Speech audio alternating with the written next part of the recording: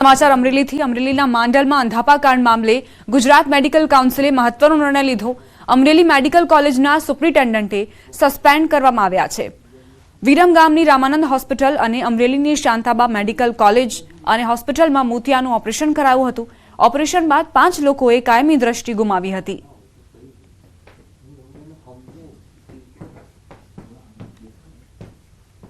નવસારીના ખેરગામમાં રખડતા શ્વાનનો આતંક સામે આવ્યો છે। એક જ દિવસમાં 6 ડોગ બાઇટના કેસ નોંધાયા।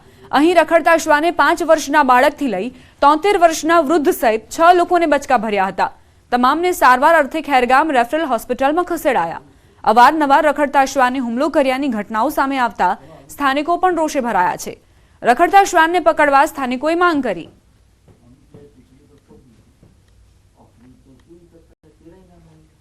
અમદાવાદના પ્રખ્યાત જેલના ભજીયાનો સ્વાદ લોકોના દાઢે વળગી ગયો છે।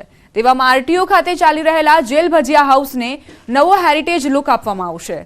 નવીનીકરણ બાદ 3 માળનું ભજીયા હાઉસ બનશે, જેની માટે અંદાજે 2.40 કરોડથી વધુનો ખર્ચ પણ કરાશે।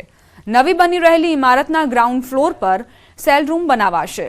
પ્રથમ માળે કેદીઓ ભોજન બનાવશે અને બીજા માળ પર એક મ્યુઝિયમ બનાવવામાં આવશે। આ મ્યુઝિયમમાં આઝાદી સમયે સાબરમતી જેલમાં રહેલા મહાત્મા ગાંધી, સરદાર વલ્લભભાઈ પટેલ, કસ્તુરબા મહાદેવભાઈ દેસાઈ, ઝવેરચંદ મેઘાણી સહિતના સ્વાતંત્ર્ય સેનાનીઓની ઝાંખી પણ મૂકવામાં આવશે। નવા લુકની સાથે સાથે અહીં અમદાવાદીઓ સ્પેશિયલ ગાંધી થાળીની પણ જિયાફત માણી શકશે। હાલ જેલ ભજીયા હાઉસ સાબરમતી મધ્યસ્થ જેલની બાજુમાં ખસેડવામાં આવ્યું છે। 2023-24 દરમિયાન આ ભજીયા હાઉસનું ટર્નઓવર 86.47 લાખનું નોંધાયું હતું। અમદાવાદીઓ પણ જેલ ભજીયા હાઉસમાં ભજીયા ખાવા दूर दूर थी आवी रहा छे।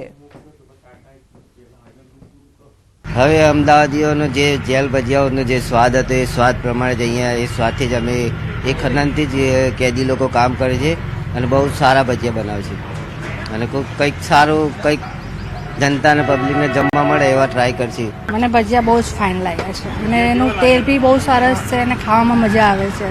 જ્યાં અત્યારે જાણ મળી કે ત્યાં ભજીયા બંધ થઈ ગયું, નવું બને છે, જૂની જેલ પાસે ચાલુ છે, તમે અહીંયા ખાવા આવ્યા છીએ।